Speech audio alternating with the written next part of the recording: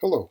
Today I'd like to show you some work in progress, and there are steps I took photographs of so you can imagine what's happening and on which order. So the piece we're looking at is this. It's close to be finished, it's not finished yet. Right now I would like to show you the process of how it starts and how to get there at that stage. So in this particular case, I picked the particular size of wood which feels correct for that sculpture, because sculpture usually picks up its own size, its own scale. And then I draw a sketch, as you can see, marking the directions and places and ideas. So in this particular case, in the beginning, as you can see here, I thought that he's going to be standing on his knees, the child, but didn't work out the way I planned. So here is the opening. So I'm starting to open the depth, and as you can see, these are the actual maximum possible space which is left. And I'm establishing right now in this stage, establishing the actual depth between parts. This is the 0, let's say, because it's an edge of the block, and then that is as far as it goes, and everything is in between. And that keeps developing. As you can see, this is 3/4 shot, so it's a little better picture of how do I establish and what the procedure is like. Again, it's still all about depth and big decisions.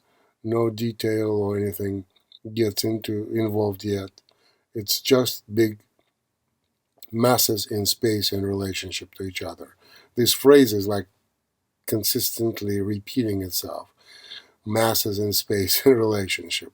But that's to me what sculpture is all about. So we keep moving and we are clearing again relationships. So you can see here the depth is not as pronounced as here. So it gets cleaner, bigger planes, simplifying. And I'm not afraid of changing detail. You see there's some form of hand proposition, and then it's get chased off because I'm not satisfied with this detail. It's too early. And again, we keep moving up with the piece.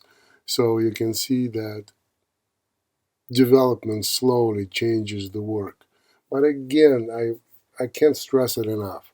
It's nothing to do with psychology or sense of art and idea. It's all about space, where things are, which angle they are, how far, how close, and so forth. So here is a more, I would say, cleaned up, and there are details starts showing up, like this particular hand of the child, and more definition and the direction of angles again, and the tilts. So here's a different view. Again, it's interesting effect in this particular case how this piece wants to be so clean in this line work. The lines, the edges, the corners become very important to be pronounced. And they just get cleaner and cleaner and cleaner. See that? If we compare this shot with this one, remember? That was somewhere in the middle, and then it becomes that. So again, look how clean and simple that is. But at the same time, it brings totally different, I would say, better, cleaner delivery of the movement, and it's much more tragic, by the way, having that simple clarity. The piece is still not finished. It takes, I'm thinking about coloring it, and because it derives from the icon, a very famous, very old 13th century icon, which was commissioned by the Ukrainian king, basically, local king then. So we'll talk about the story behind later. So for now, it's just the process. I hope that brings something new for you, gives you different ideas. Okay?